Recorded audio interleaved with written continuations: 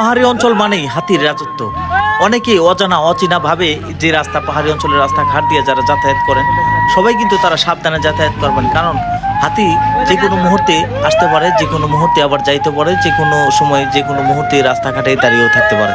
রাস্তা দিয়ে যাওয়ার পথে তাকিয়ে দেখি অনেকগুলো মানুষ, সামনে তাকিয়ে দেখি অনেকগুলো হাতি।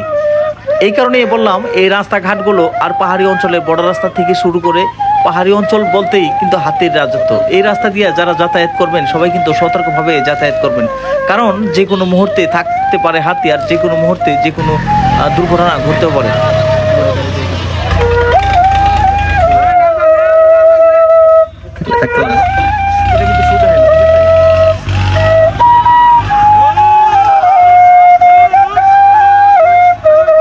দিনের বেলায় রাস্তার পাশে যদি 40 থেকে 50টা হাতি এভাবেই দাঁড়িয়ে থাকে, তো রাত্রের বেলা কি হতে পারে? রাত্রের বেলা যে কোনো মুহূর্তে যে কোনো গ্রামে আক্রমণ করতে পারে, হামলা দিতে পারে সেই পাহাড়ি বন্য হাতি। কারণ পাহাড়ে কোনো খাবার নেই, এখন শুধু খাবারের উদ্দেশ্য একমাত্র মানুষের বাড়ি ঘরে।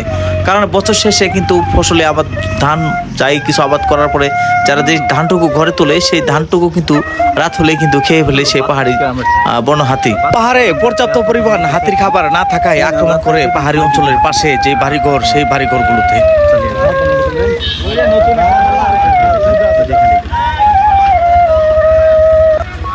আমরা চাই হাতির খাবারের ব্যবস্থা করা হোক। হাতির যদি খাবার থাকতো তাহলে কিন্তু মানুষের বাড়ি ঘরে হাতিগুলো আক্রমণ করতো না। আমরা জানি আসলে পেটে যদি ক্ষুধা থাকে তাহলে কি হবে না হবে সেটা কিন্তু মানুষই খেয়াল করে না, আর তারা তো পশু।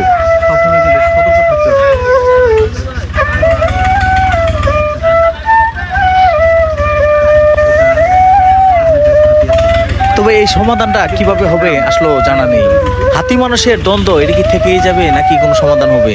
এই অঞ্চলের মানুষ তারা কোথায় যাবে, কি করবে, আর হাতিগুলো কোথায় যাবে?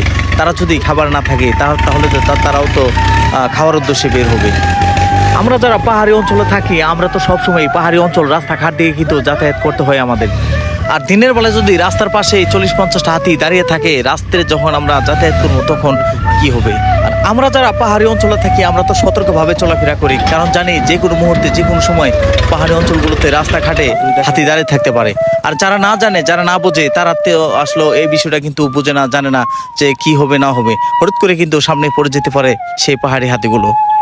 পাহাড়ি অঞ্চলের রাস্তাঘাট দিয়ে যারা যাতায়াত করবেন সবাই কিন্তু সাবধানে সতর্কভাবে যাতায়াত করবেন, কারণ একটু সময়ের থেকে কিন্তু জীবনের মূল্য অনেকটাই বেশি।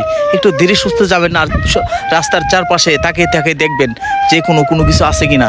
তবে সবার জন্য দোয়া এবং শুভকামনা রইল। আল্লাহ যাতে সবাইকে ভালোভাবে রাখেন, ভালোভাবে যাতায়াত করার তৌফিক দান করেন, আর সবার জন্য দোয়া এবং অনেক অনেক ভালোবাসা রইল। আল্লাহ হাফেজ।